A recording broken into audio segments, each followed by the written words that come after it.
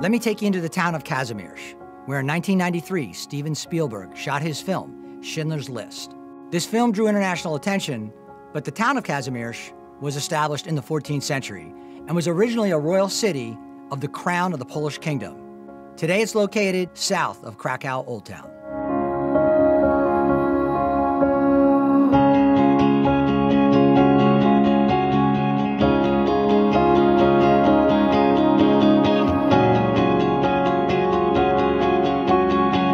For many centuries, Kazimierz was a place of coexistence between Christian and Jewish cultures. Its northeastern part of the district was historically Jewish.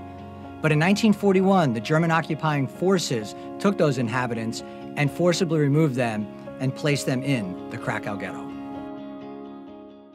17,000 of those residents from the Jewish quarter were eventually brought here to what became known as the Jewish ghetto. And Christoph was sharing some thoughts as to what took place here on the plaza. In fact, Christoph, you explained to me that at any given time, the Germans would bring out 1,000 to 2,000 of the residents here for the selection process. Yeah, the selection goes this way. So you can either be able to work or not. And in here, they actually select the people. If you are not able to work, you've been moved from here to the concentration camp.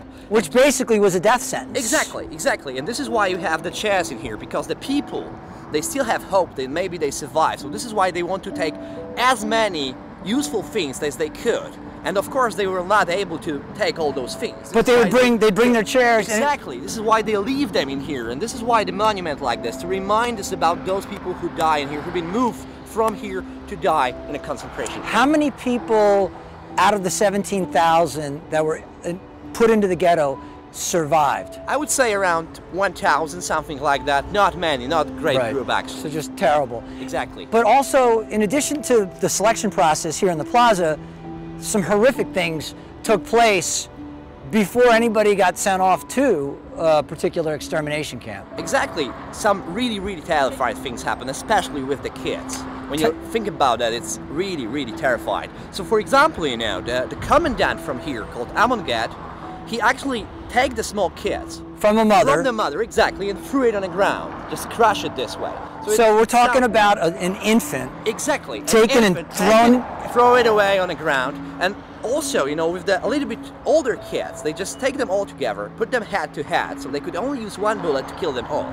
They would just murder children right here. So basically, you know, it looks like a river full of blood. There were so many people killed in here. Now, it's one of the things that, you know, it's hard to fathom what took place here, because today you look, it's an open plaza and you can't believe the horrors, but that's why we do this, to talk about these things. Exactly. And you had mentioned there's a pharmacist that was here and he was the only Christian in the ghetto. Yes. How did he manage to be here? He was really smart, because he said that the pharmacy is actually needed in a ghetto, because if the epidemic happened, the walls of the ghetto will not protect the Nazis from the epidemic. This is why they let him stay. So isn't that interesting? And this is why he could use his position to help those people in here. Right. Really famous person. And so we're going to take a walk over there and take in what they've left behind, because it's an interesting little museum that talks about some of what he experienced. Exactly. All right, off we go. Yeah.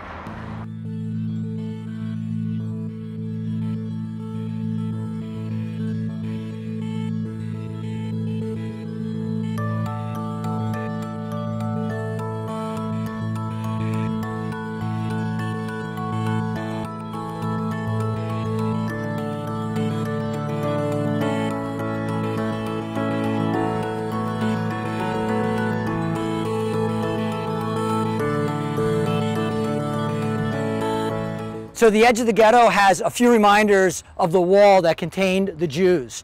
And the wall itself was designed by the Germans to look like, what do you think? To look like tombstones, of all things.